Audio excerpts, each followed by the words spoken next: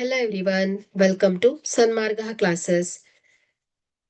ವೃತ್ತಗಳು ಅಧ್ಯಾಯದ 8ನೇ ಪ್ರಶ್ನೆಯನ್ನ ಗಮನಿಸಿ. ಚಿತ್ರದಲ್ಲಿ ಎಒಬಿ ವೃತ್ತದ ವ್ಯಾಸ ಮತ್ತು AC is equal to BC ಆಗಿದ್ದರೆ ಕೋನ ಸಿಎಬಿ ಅಳತೆಯು ಸಿಎಬಿ ನ ಅಳತೆಯು. ಓಕೆ, ಆಯ್ಕೆ 30 ಡಿಗ್ರಿ, ಆಯ್ಕೆ ಬಿ 60 ಡಿಗ್ರಿ, ಆಯ್ಕೆ ಸಿ 90 ಡಿಗ್ರಿ, ಆಯ್ಕೆ ಡಿ 45 ಡಿಗ್ರಿ.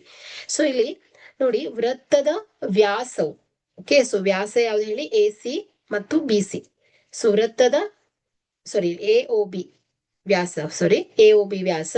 ಸೊ ಇಲ್ಲಿ ವೃತ್ತದ ವ್ಯಾಸವು ವೃತ್ತದ ಪರಿಧಿಯ ಮೇಲಿನ ಯಾವುದೇ ಬಿಂದುವಿನಲ್ಲಿ ಉಂಟಾಗುವ ಕೋನವು ಯಾವಾಗಲೂ 90 ಡಿಗ್ರಿ ಆಗಿರುತ್ತೆ.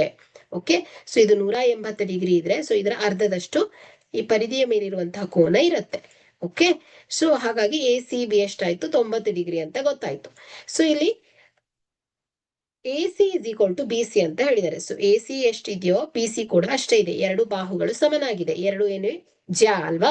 ಸೊ ಇದೆರಡು ಸಮನಾಗಿದೆ. ಸೊ ಹಾಗಾದ್ರೆ ಇಲ್ಲಿ ಈ ಎರಡು ಬಾಹುಗಳು ಸಮನಾಗಿದ್ರೆ ಅದರ ಎದುರಿಗಿರುವಂತಹ ಬಾಹುಗಳು ಕೂಡ ಸಮ. ಅಂದ್ರೆ ಇದು ಎಷ್ಟಿರತ್ತೋ ಇದು ಕೂಡ ಅಷ್ಟೇ ಇರುತ್ತೆ. ಸೊ ಇದು ಎಕ್ಸ್ ಆದ್ರೆ ಇದು ಕೂಡ ಎಕ್ಸ್ ಆಗಿರತ್ತೆ.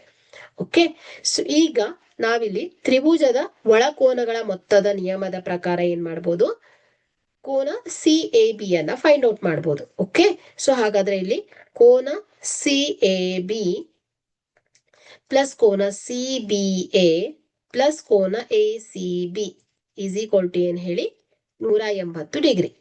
So CAB x plus 90 degree is equal to 180 degree. So 2x plus 90 degree is equal to 180 degree. So 2x is equal to 180 degree minus 90 degree. So 2x is equal to 90 degree. So x is equal to 90 degree divided by 2. So 2 ಬಂದ್ಲೆ 2 45. So x is equal to 45 degree ಬಂದಿದೆ. ಅಂದ್ರೆ ಇದು ಕೂಡ 45 degree ಆಗುತ್ತೆ, ಈ x ಕೂಡ 45 degree ಆಗುತ್ತೆ. Okay, ಹಾಗಾದ್ರೆ ಇಲ್ಲಿ ನಮಗೆ ಸಿಎಬಿ ಅಳತೆಯನ್ನ ಕೇಳಿದ್ದಾರೆ.